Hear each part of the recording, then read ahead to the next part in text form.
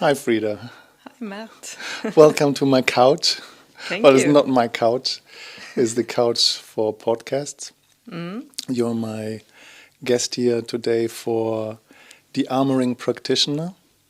And let's introduce yourself. Your name is Frida Svensk. Frida Svensk, yeah. And you are Swedish. And say a few words about yourself, who you are, and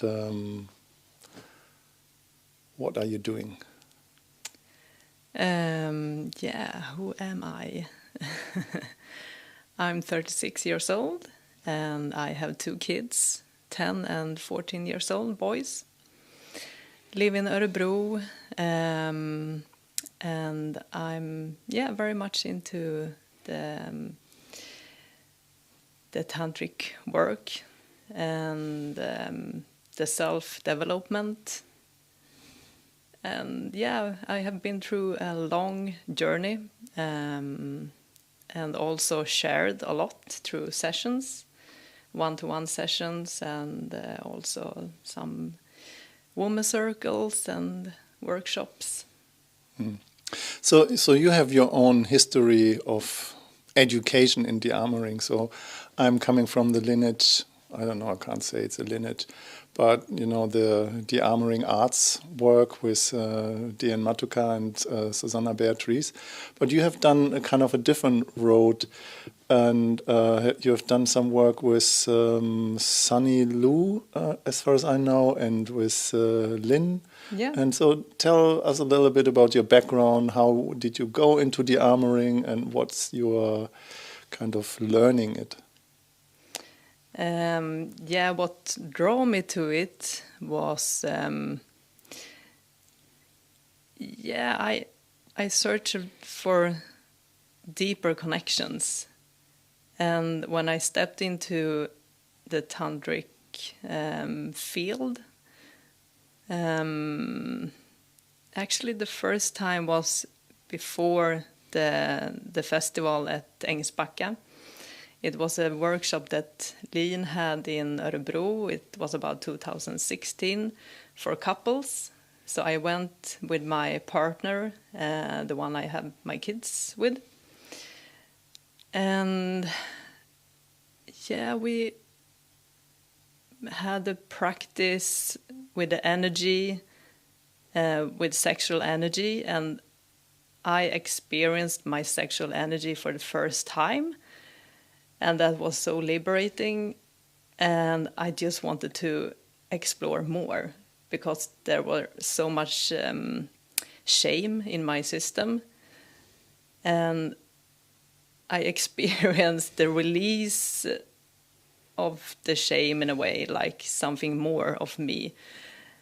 And we went to the Tantra Festival in Ängsbacka, and shortly after that,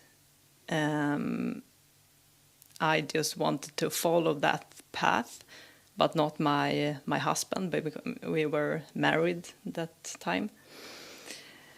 So we divorced, we sold the house, and I went to Kopangan on a tantra therapy training, where you also were a teacher. So that was my beginning of this journey to also start to share. Mm-hmm. So what is your experience of becoming a Dearmoring practitioner? So what is your embodied? It's not like you read it in the book and then you are a practitioner. You have to have, a certain amount of experiences and sessions done on your own with other people in training. So what was your pathway through these trainings? What kind of Dearmoring have you explored and experienced on yourself that other did and that you have done with others where you learned it? It's a lot. So give us a few kind of nuggets, what's standing out, what you mostly liked. Yeah, for me, what I received, what I'm still working on, the thread of shame like how can I step outside the box and expose myself, show myself, express myself. So I've been searching and like I've been having sessions with you to work with the shame. And that's also what I've been doing in sessions, like guiding people to feel themselves and express themselves, to get in deeper contact with with the body and the emotions, feelings. Maybe you can tell a little bit about your own shame and how this shame has been manifested and what that shame was holding you back from. And so if you would just draw a picture of your life of shame before your dearmoring training and then after your dearmoring training. I raised up as to be a good girl. I was told I was cute and nice and always happy.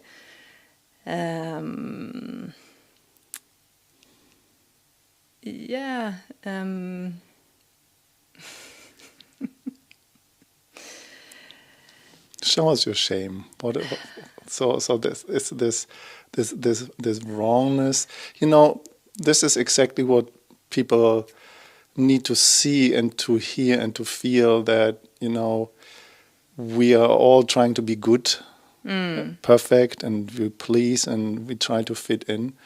And then we just actually recognizing that we're not authentic to ourselves or to the world around we live in. And what's the price that you paid not being your authentic true self? And how did it felt in your body? Yeah, exactly. Yeah, the price I paid was a lot of anxiety and social phobia. Like, it was so scary to especially talk in front of people. But I came to a point where it was also so scary to speak with just a friend. I was so self-centered and what do you say? Controlled by the shame and the fear of what if someone see my insecurity, my anxiety, and then what if they see like the shaking, the sweaty hand, and all the symptoms of it. So you were judging yourself that you were actually insecure. Yeah.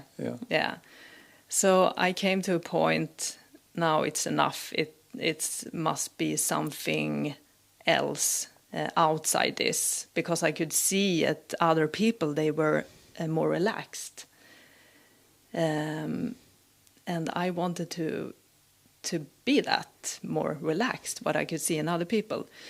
So I did a KBT therapy, and it was a really good therapist, because she offered me to speak in front of her colleagues about the topic.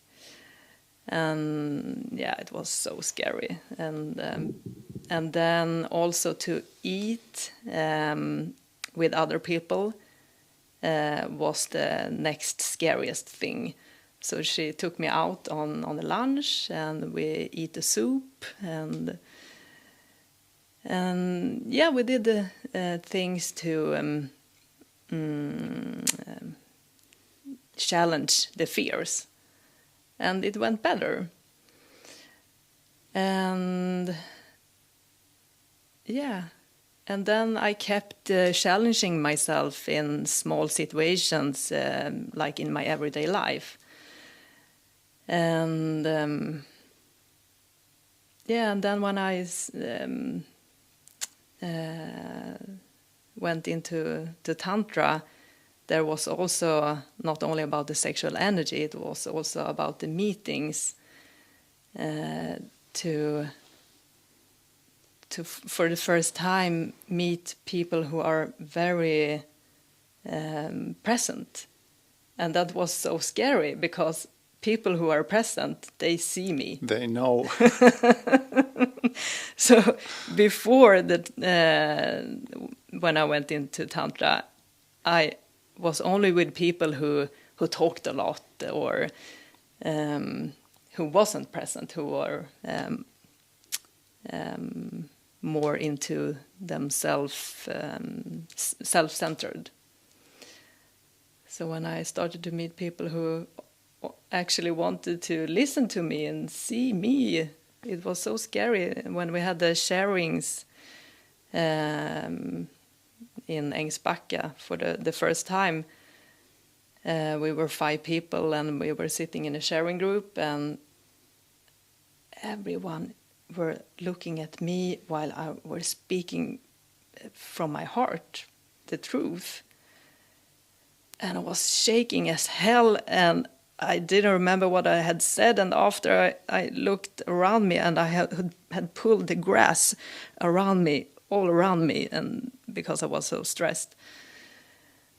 And yeah, I started to like expose myself more and more, and then also through the sexual energy, which was very liberating. So powerful because it was also a lot of shame around sex. So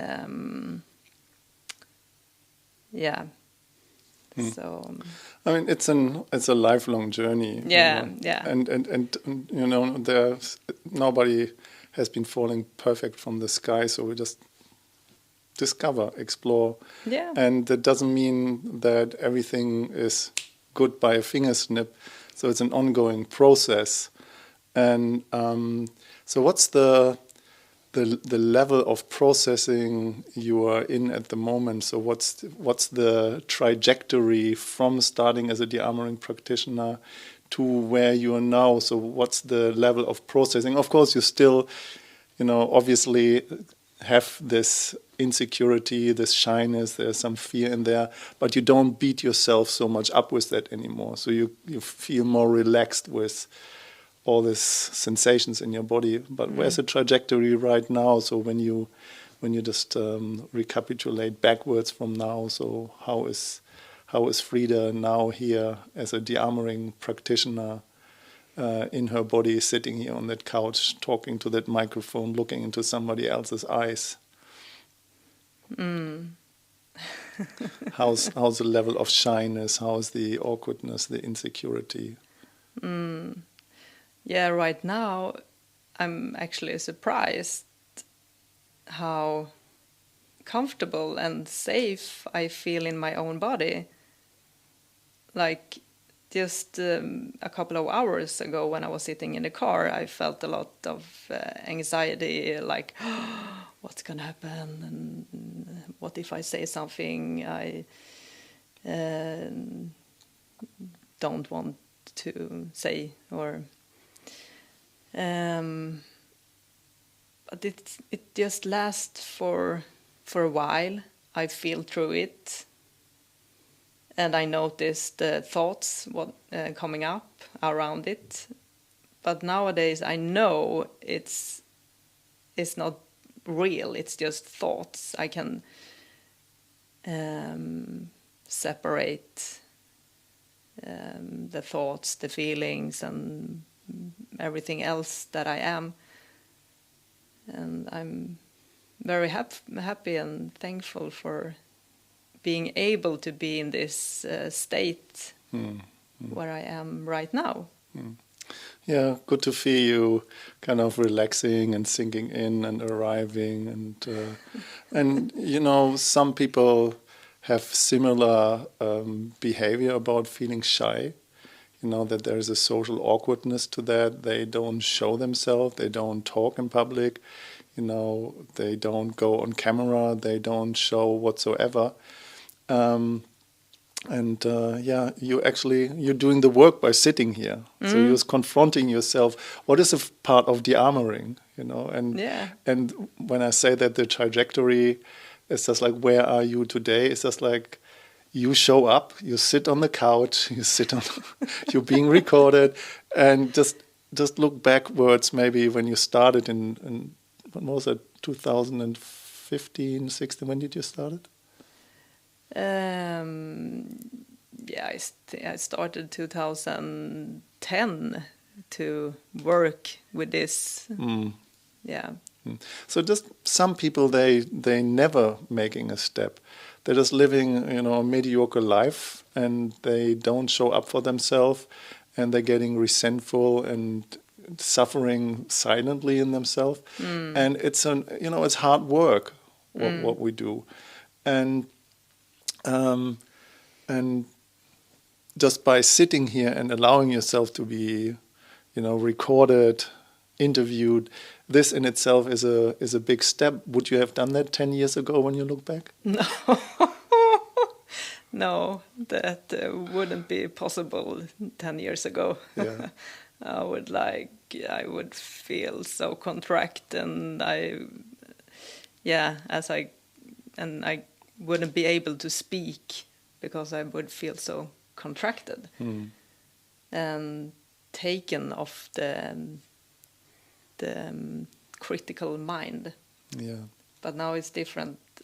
Yeah, of course it's coming, but as you said before, I don't allow it to take over for a short time, but not too long. Yeah. You know, it's just a beautiful thing and I see that again and again by educating practitioner, that we can only guide people as far we've gotten ourselves. So this is what we say, for example, in our Dearmoring training, that before you can literally offer your work, you need to have a few dozen of sessions that you are getting comfortable and confident in this art, because there is, you know, Dearmoring is not written in a book. You need to engage with a person one-on-one, and then you just see how far can you guide a person, and that's pretty much based on how far have you gotten yourself. And as far as I say, just like there are no finished or perfect beings or products, but everybody who is doing the journey will be a reflecting mirror for other people out there who are curious and interested about Dearmoring, and that you offering Dearmoring is for a certain amount of people exactly the reflection that they need to hear. It's like, oh my God, so shy, and now she's sitting there. I could not do that, but I would love to do that. So that you show up for yourself means that you show up for others, that you can guide others in any other form. So what kind of Dearmoring are you doing? So when you work with clients, can you give a few examples, of course, without mentioning names or stories, but what is it that you actually provide in Dearmoring sessions? What are you offering? What are you doing?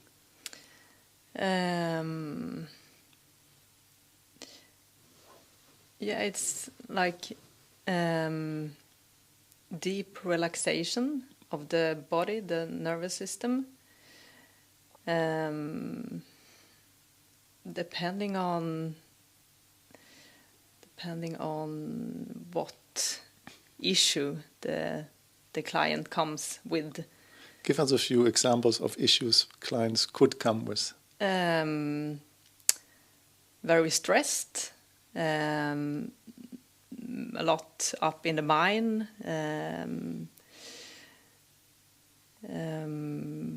or insecure, a lot of insecurity, shame, a lot of inner critic,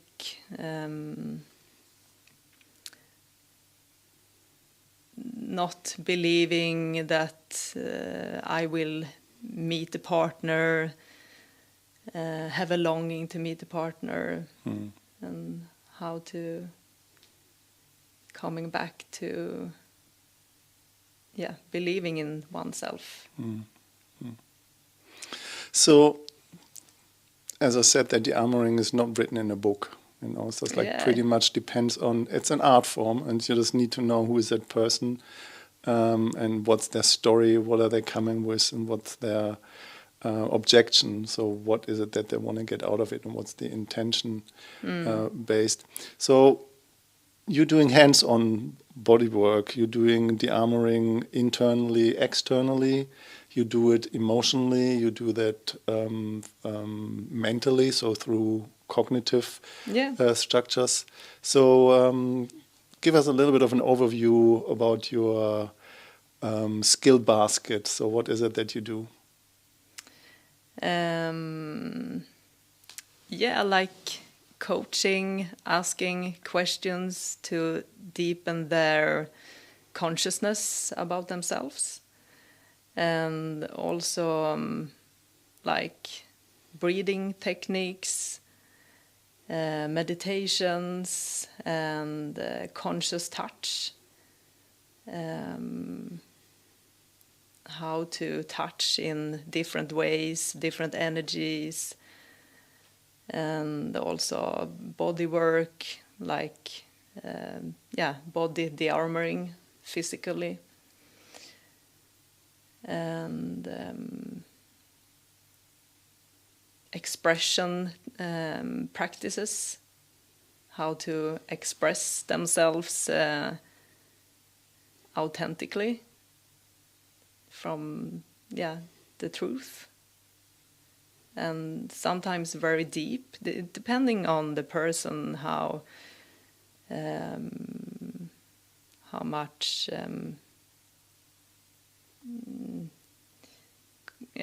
of course we can work with the contact, but sometimes it's easier for some people to reach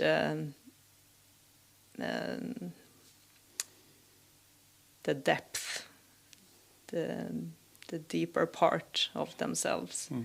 So I just want to acknowledge as well that you sit here and you speak English, you're native Swedish speaking, and speaking English without having, or speaking Swedish without having all the vocabulary that you normally would easily say in Swedish as it comes from, from your heart or from your guts. And I know how it feels when you just want to say something in English and then the word is just not there, and you're just sitting in front of this block and just like, yeah.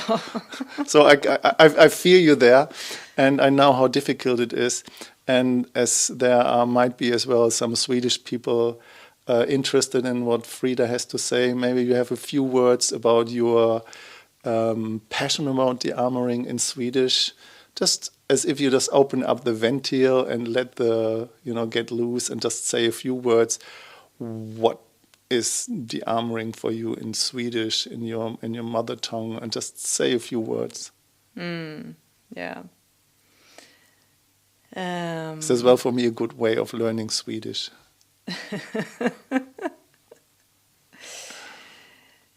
Dearmoring.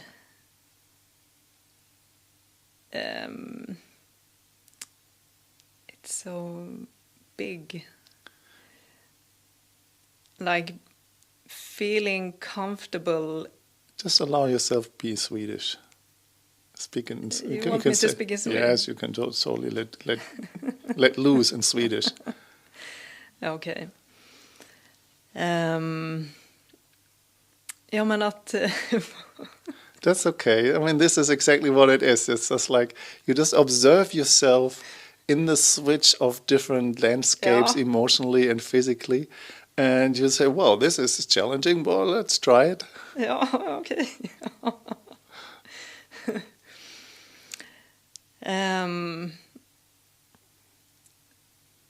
Men det har med... att uttrycka sig, att uttrycka det som är sant på olika sätt. Och för mig har det varit väldigt mycket att sätta ord på det jag känner, att uttrycka mig där jag känner. inte, ja men framförallt ord, göra min röst hörd.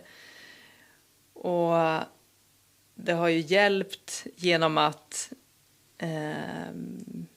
ja men öppna upp flödet av energier genom att röra på kroppen, uttrycka mig med kroppen, dansa, ljuda, allt som öppnar upp energiflödet.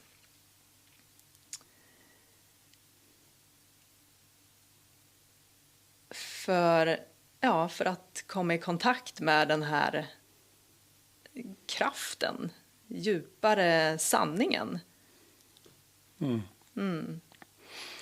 So, as I don't speak that much Swedish, I could not really follow, but I like the melody of the Swedish language. So when people come to a session to you, dearmoring or not dearmoring or whatever you offer, what's the benefit that people have out of that? So what's their gaining of working with you? What are they getting?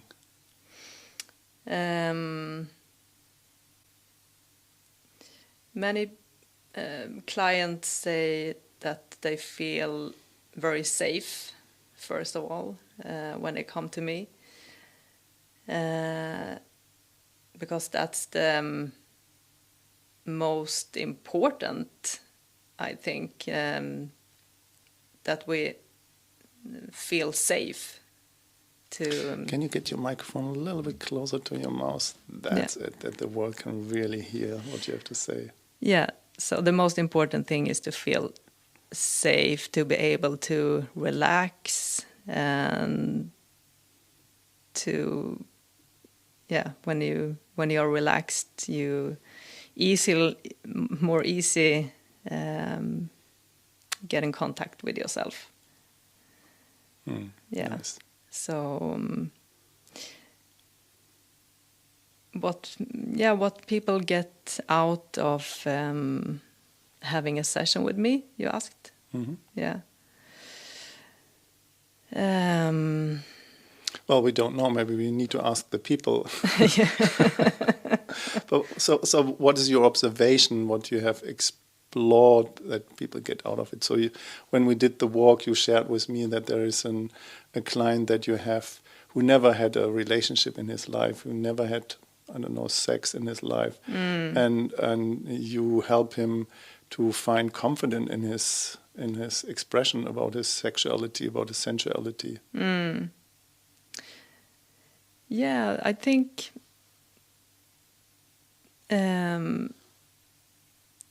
what do you say? Self-confident. Self-confidence, yeah. Yeah. Because they get more clarity about themselves, that they have the responsibility so they get motivated to work on themselves, so they start to feel more confident. Yeah. And I would like to just tap into a few little aspects.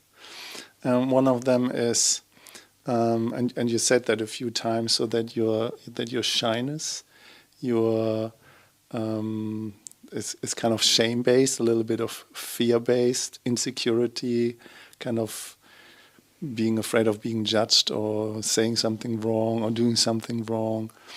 And many people think that this shyness or this, it's a neurological aspect in our nervous system. It's a little bit hiding. We just want to disappear and go away. And there's I guess you have your own package of beating yourself up and judging yourself for being too shy or being socially awkward or not being in connection with people, don't know how to speak or don't know how to show up.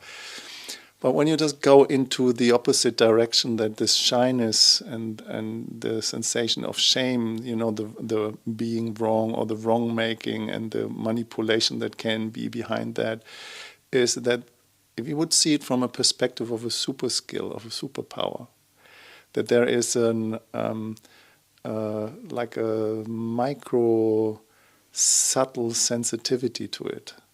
a capability of sensing and feeling like tentacles. They can feel literally everything. So that, when I observe you, the way how you speak, there is a quality to that allows for you to take the time to feel what you say. And feeling what you say and being in connection with this part, this is where the beauty is. So I can see and I can feel you in this micro sensitivity, in this capability of sensing and feeling. Can you share a little bit about this, the essence of the shyness?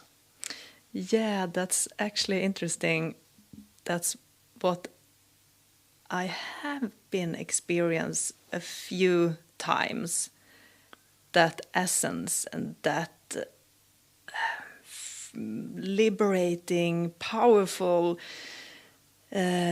free feeling of expressing from the true essence, like especially when it comes to speaking in front of other people, to speaking the truth from my heart without those fears that just block the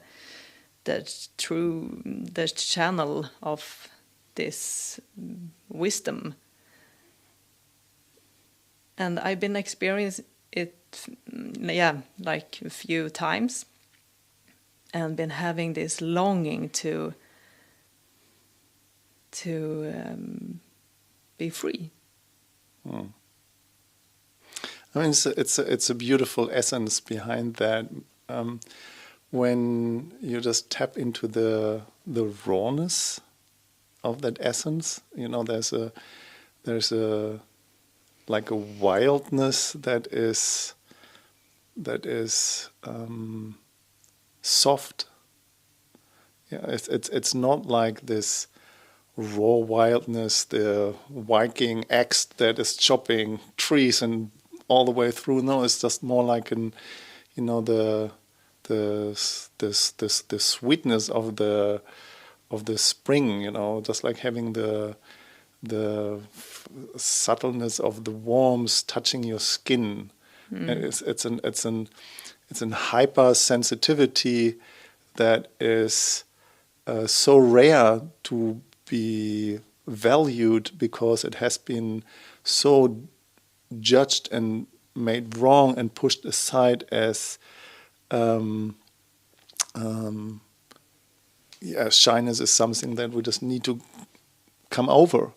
And then we just, cripple our superpower by trying to be more harsh and more raw and more rough.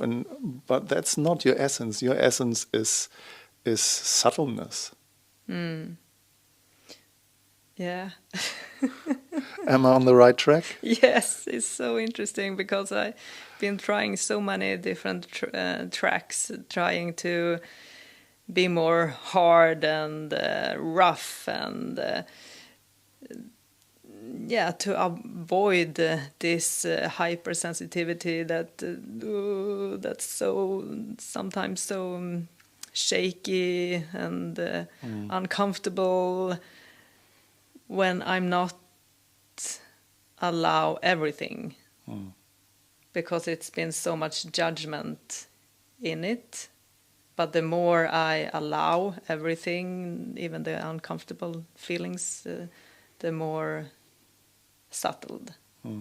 So when you just for a moment just to tune into your own body, into the roots, in the core, into the shakiness of the subtleness, and you just allow just a little bit to get more loose there in the shaking, in the vulnerability, in the what you have so been conditioned with as too sensitive.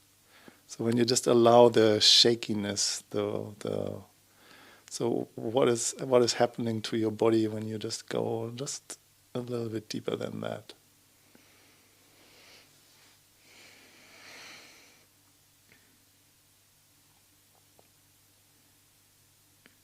Yeah, it's like more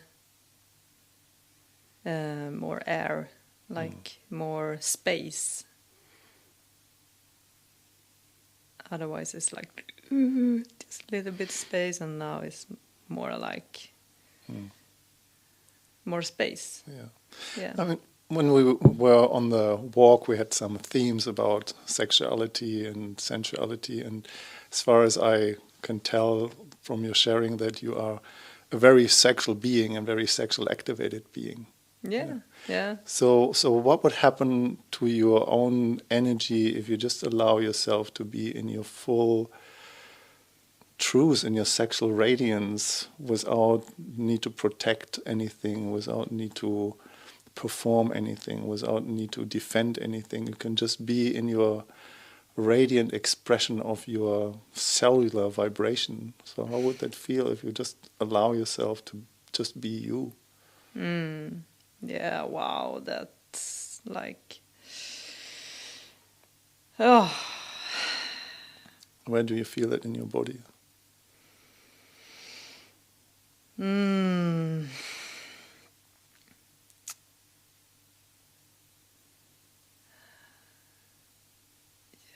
It's like in the whole body. Tell me more, what's the essence of it when you... I mean, this is what the quality of your sensuality, of your subtleness is about.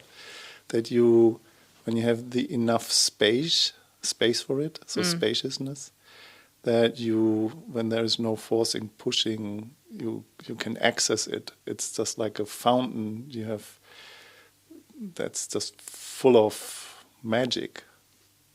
So what's the essence in your body when it starts to tingle? Yeah, it's like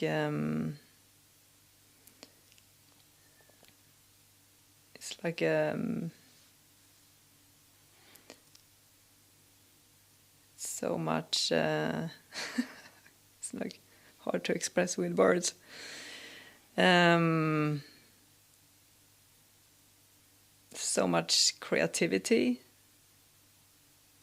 like in the body. Okay, so in the body, what's happening in the body? Yes.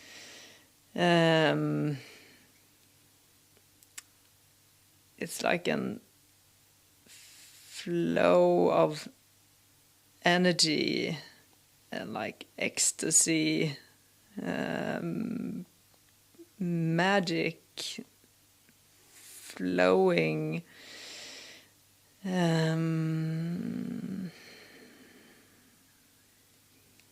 space, expression, moving freely, and so much pleasure. Like there is no holding back, no trying to push something, or it's just so nice. Yeah, I can feel there. So there's just realness. There's no performing. It's just you just sit in the center of your cosmos in a way, and there's a sweetness to this, and this sweetness doesn't need any force. It's just an aliveness that is reverberating through your cellular structure, through your body. And as far as I can tell from my observation and my assessments that I'm having with you, that this form of dearmoring that I see that you have done is not trying to train yourself into becoming something different. It's just like trying to get all these conditionings away that hindering you for being in this purity of your sensitivity, of your subtleness. Yeah. And all this conditioning, trying to fit in and be somebody and performing in the way how we think we should because somebody told us, is actually taking this layer of dust away from this rawness of the subtleness. So how does it feel right now in your body, sitting here talking? Yeah, it's like, a little bit soft and high, or like not really high, but more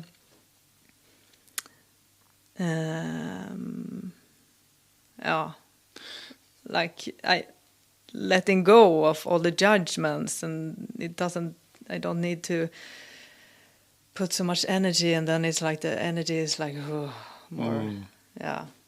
Yeah, sounds and feels to me like as you know, when this Swedish rigid cognitive conditioning, you know, just like the good girl behavior, just like, well, I have to be in a certain way, when that can just go, so you don't need to prove anything to be anybody, and you can just be real. Yeah. I mean, I've experienced you a few times when this shell is just not there.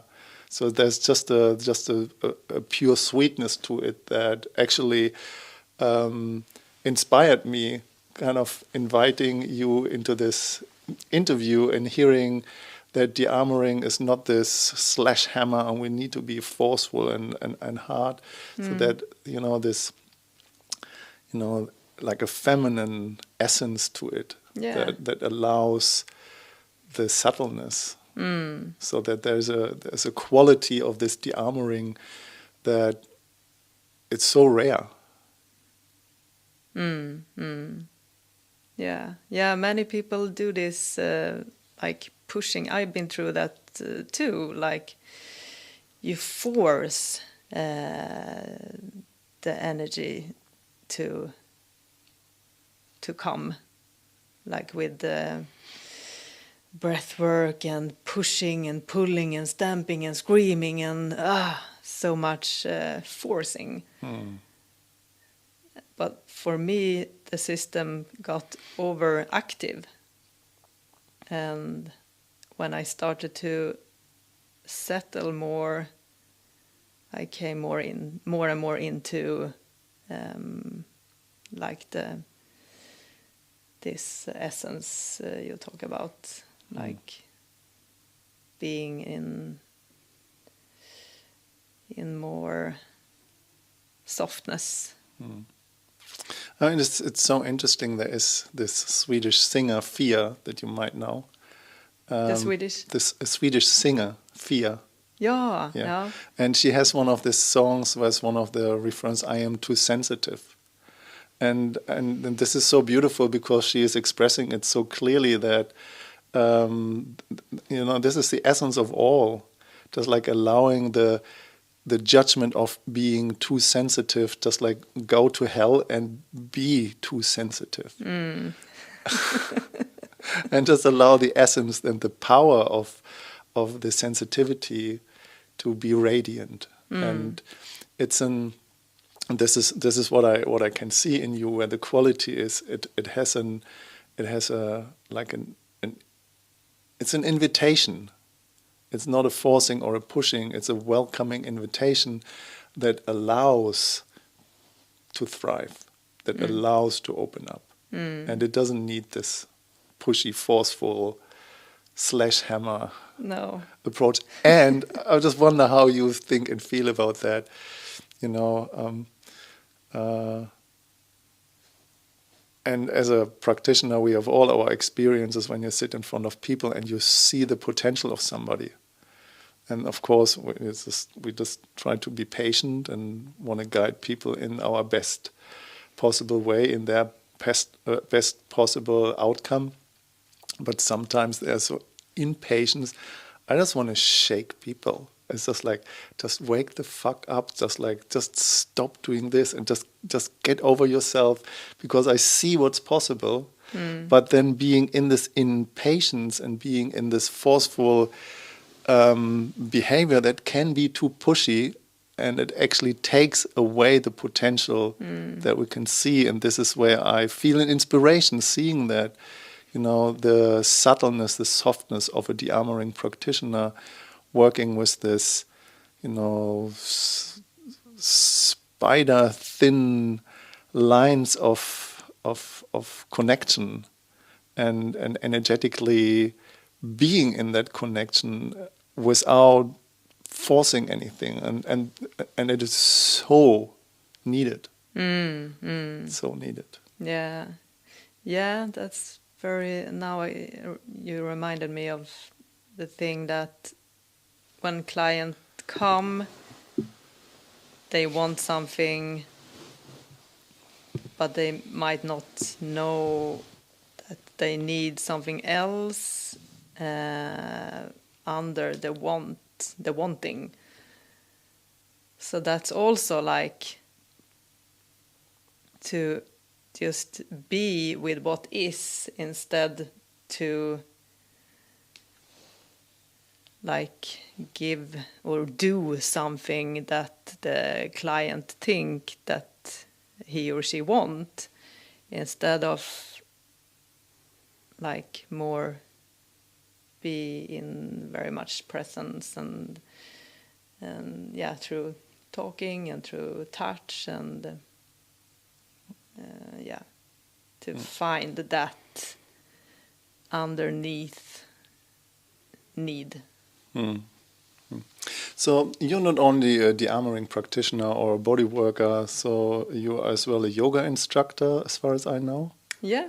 And so what else do you have in your skill basket? What else do you provide for people? It's a Kundalini yoga instructor. So I do mostly just for myself right now. I don't have any yoga classes right now.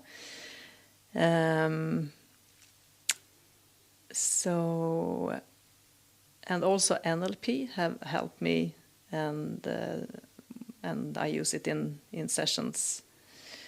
NLP, where you like a lot of reprogramming the mind, get aware of the thoughts, the programming that doesn't help you anymore, and how to reprogram the mind. And and then the tantra therapy with Lean, and also with Sunny Ju, this Dearmoring training. Yeah. So you work with people in person, one-on-one. You have as well, as far as I have heard, that you offer online coachings and online sessions with people. Are you as well traveling? So if somebody says, I don't know, in Oslo or in Copenhagen or in Stockholm, I want you to come and work with me, are you travel friendly? What do you mean, travel friendly? Travel friendly, that means people come to you, so they're just like traveling in for a session. But are you as well available to travel to people and have sessions in different countries or different cities? Not right now at the moment. I have only sessions in Örebro. And when I'm traveling, if there is, I don't, what do you say? Provide myself when I'm traveling. But if someone comes up and we speak, and it comes up naturally, I offer, of course, sessions and online sessions. Online. You work with men, women, and couples? I have worked mostly with men, a few women, and I'm trying to reach more women, because all the work I have done with myself through shame and the sexual energy and the relaxation, the importance of the relaxation when it comes to pleasure in the body, and how that can be the medicine for pain in the body. I know this could be so means so much to women. So yeah, I would love to share it more with women. Yeah, I can imagine there must be, thousands of women out there. They, have similar issues with feeling shy or social awkward or just like hiding and just like, who am I just like to express myself and be out there? And you're the perfect go-to experience example, just like to break free and share this gift with the world. So as far as I can see, you have this magic skill based on your own experience to guide people into opening up their own superpower of being subtle and shy or being afraid and Yeah. So this is when I hear you right where you are aiming to. So letting other women find the superpower of their subtleness. Yeah. Yes. Yeah. Exactly. Because you describe it so well, like to open up the subtleness, the energy, the power that often is hidden, and to like allow the uncomfortable things to be seen, to be heard, to be witnessed by others is very like powerful and liberating to then come to the subtleness and I remember the first time I experienced this beauty, something very, very sensitive and beautiful, was after I allowed the anxiety to being felt in my whole body, in the whole system. I remember it so clear. I was sitting on the yoga mat and I started to feel the anxiety and the thoughts about being seen, and I was thinking about to leave the room. But instead, the first time I did something different, I was just sitting with it, allowing it, and then something beautiful came. Yeah. So when you offer a session, how long does a session take? So what's the time frame of session that you offer? Now I only offer 2 hours. But it can be longer as well, or Yeah, you can. Yeah, it can be longer. yeah, But not shorter than so 2 2 hours. hours is kind of the minimum that people need to calculate. Okay, and is it more beneficial for people having just only one session and then everything is good, or you're just offering kind of guidance for several maybe month, or just like what's your time frame when people come to you working with you, or you're offering packages? What is it that people can get? Yeah, it's a package, like you book 5 sessions and we book the next session after like you buy 5 sessions and we have it for like a half of a year. You don't need to decide when exactly when you have the session. And yeah, that's what I'm offering right now. Yeah. So you just give people the choice about making decisions about their own next steps. So what is actually really nice. So I just like this way of approaching clients, so that, you know, this is what in my book empowerment is like. So how can you give choices that people make the decisions about the experience that they choose to have? And so that's not being forced or pushed or anything. So how does people find you? How do you promote yourself, put yourself out, so that the world out there knows that Frida Svensk is offering her work? And right now, I haven't worked so much on promoting myself.